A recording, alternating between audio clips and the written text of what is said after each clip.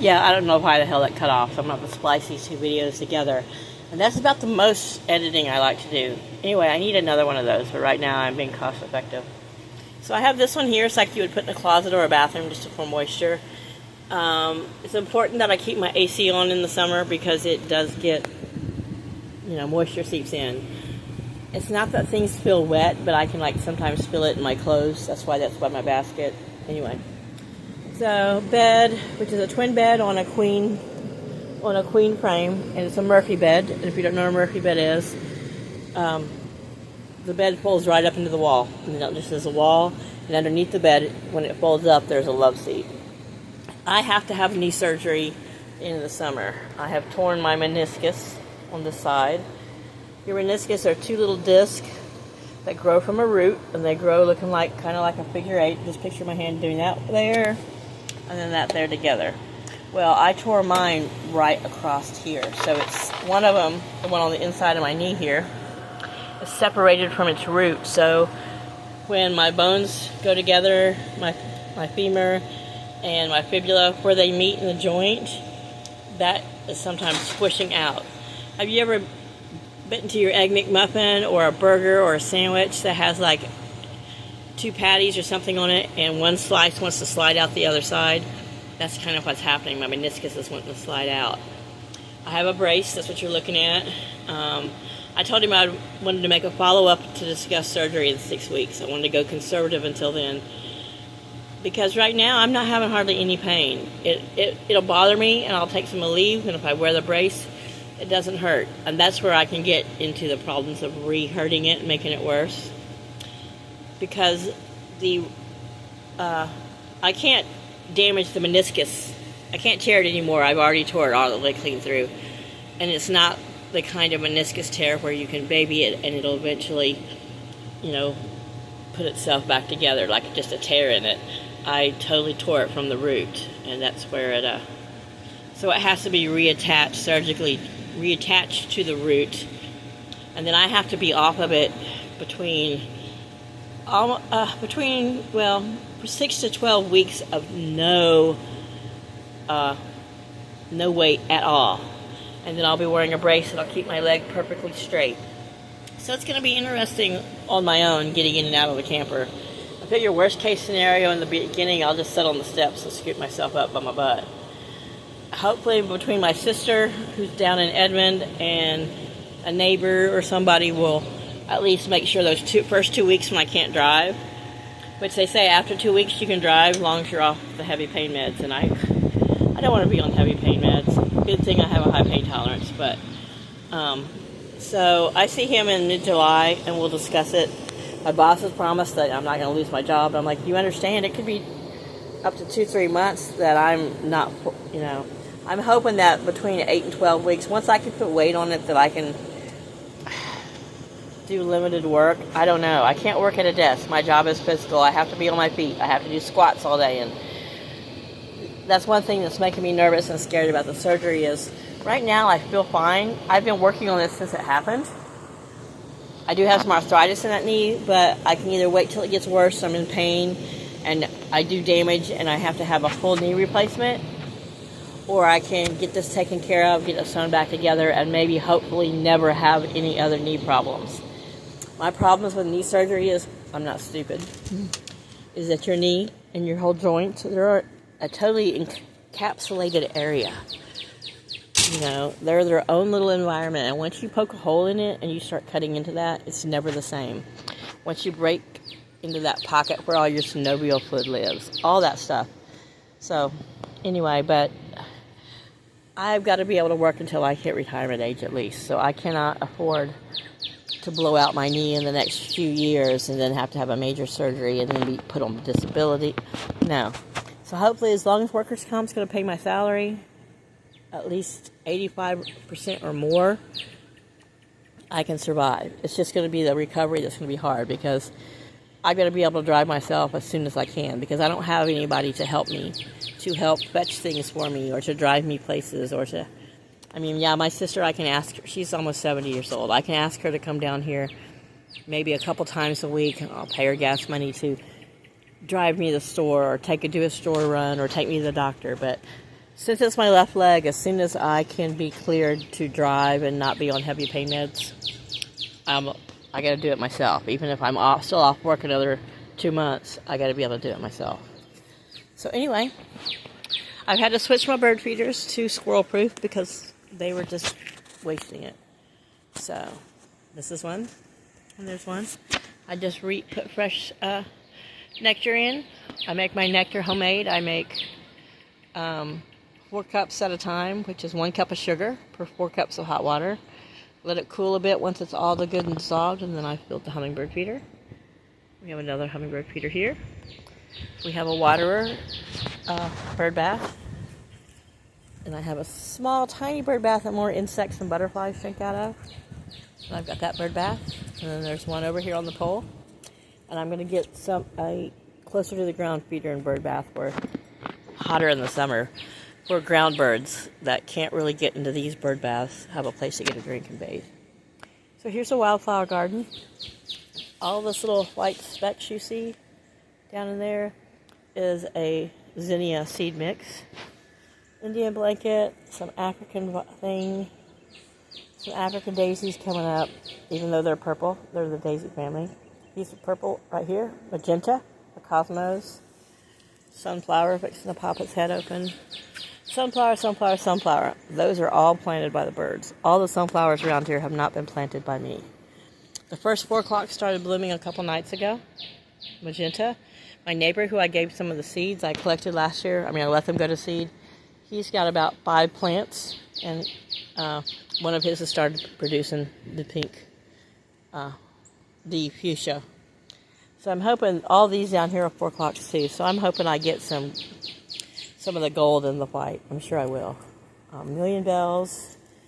This is Morning Glory, and it is climbing like I want it to. So hopefully it'll just cover this kind of it's not quite dead branch, but it'll have sky blue flowers. Flowers about the color of that little bird. So anyway, so this is my big rocking chair that you saw the cushion for. Right now I'm just drying out a towel that I use to, like a floor mat to wipe my feet on. I've got to get, I think, an awning for here because this isn't covered by the awning and the awning's even out. There must be something stuck up there in the rain guard because it doesn't pour out the end like it used to. It wants to pour down this window and then leak in. So I may end up buying a visor thing that just goes over this as a rain guard. And that'll also help with that. But I need to be able to climb up on something and get to that. And I don't have a ladder. And that doesn't make me tall enough. And I have a bum knee. So, Kate's in a bit of a pickle, but I'll figure it out. So anyway, we finally got some more rain. I just mowed last week, and now I need to mow and weed eat again. So yeah. So let's take a look. Here's a rose bush my brother gave me as like a hostess, as a gift, just a I love you thing.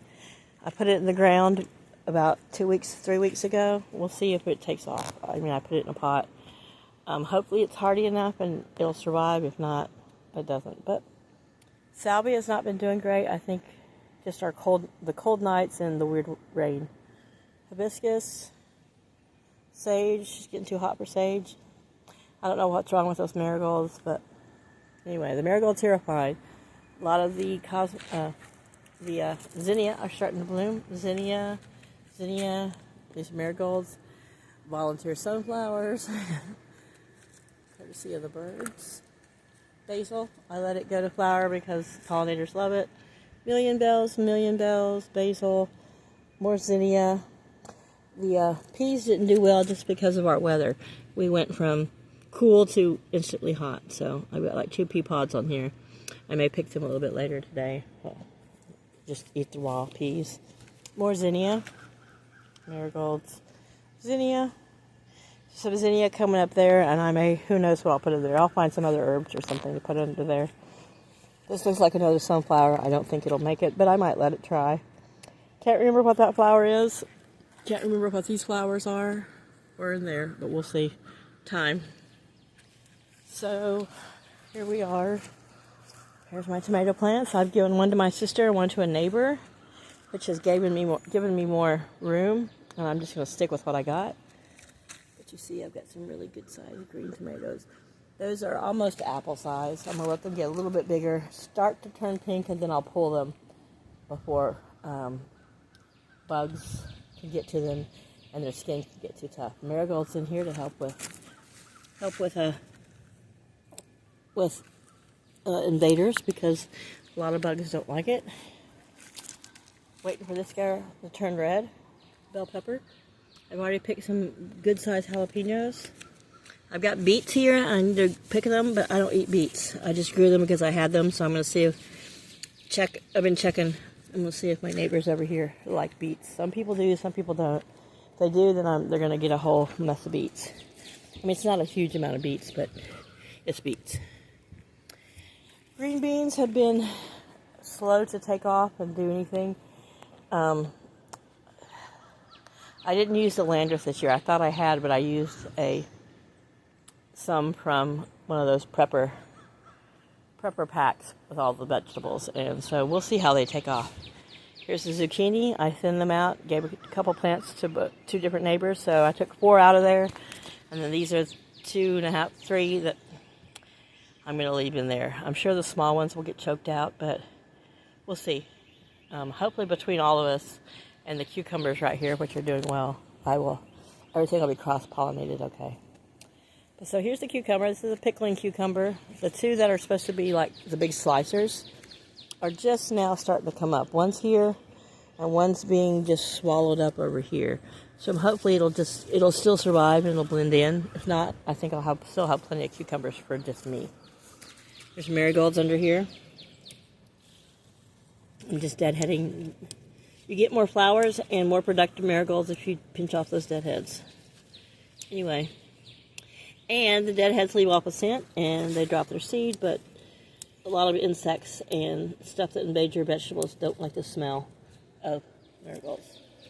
Though this is a pickling cucumber, I'll pick them when they're small. I need them that way. So anyway, yeah, look, I got to mow again. But everything seems to be growing well, what I have planted. It's the back side of my camper. There's a little bird feeder I haven't ever seen any of them use. But it's there. They got the option. If they don't want to eat in public with the other birds, they can come on this side. A little peek inside the camper. I don't really worry about anyone wanting to look in my windows. I do close them at night, but on my other side, you got to be pretty tall to look in my windows. And by the time you climbed over my chairs, bird feeders I'm not using right now, and to get up here to look in my windows, by the time you get your face to the glass, I'll have my shotgun in your face. And so, it's not worth it. But I moved a bird feeder over there. I bought it thinking I could put one of those cylinders, those suet cylinders with a hole in the middle in it, but it doesn't come apart. So I just use it for black oil sunflower seeds. And all this is the volunteer. Well, it said it was butternut squash. Now when I send a picture in to identify, it just says squash. It was a pumpkin, so who knows what's growing here. But all this tall stuff is more volunteer sunflower seeds. And there's volunteer sunflowers growing along that fence, which will be great. And then the goats behind me can eat them when they get too big. That's still more of that just sticky briar. It's like a briar vine, whatever. It has a name. I can't remember the name. But they like to eat it. But this was just bare ground. And this is where I've been throwing bird seed. And like where I throw leftover vegetables. So I've got a couple. Right, here's one. A tomato plant coming up. I've got one trying to come up over here in the middle of the squash. Not that it will. You see it right there. And then there's a couple coming up over there. And that's just where I'd thrown old tomatoes from last year. I didn't put any tomato seed out there. Or birds have been carrying them from wherever, I don't know. But there's one there.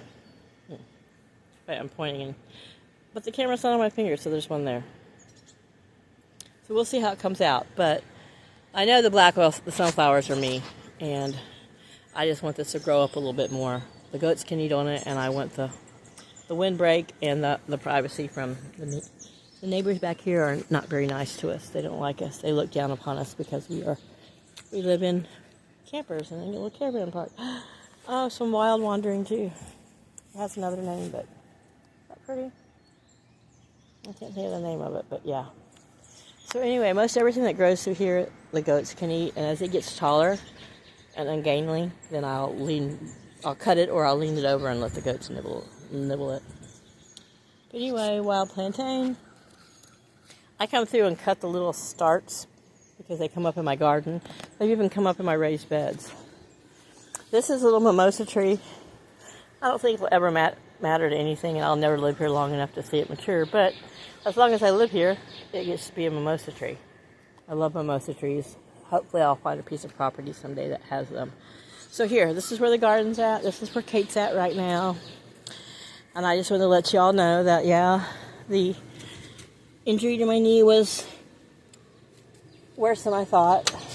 I'm like, how can it be so bad when it doesn't feel so bad? But this is my thermocell. It takes little butane cylinders and these little blue discs, and it works great for keeping mosquitoes away with a 15-foot radius. I forgot I left this out last night and it got rained on, so it should still be good, but I'm going to have to get a butter knife to get that little pad out. So anyway, all's good. I just wanted to catch you guys up on what's going on, give you a peek of where Kate's at here in June, and I'll be talking to you guys soon. I love you. Take care. Bless you all who are still following my little ragtag unedited channel. Thank you. I enjoy talking with you. Bye, y'all.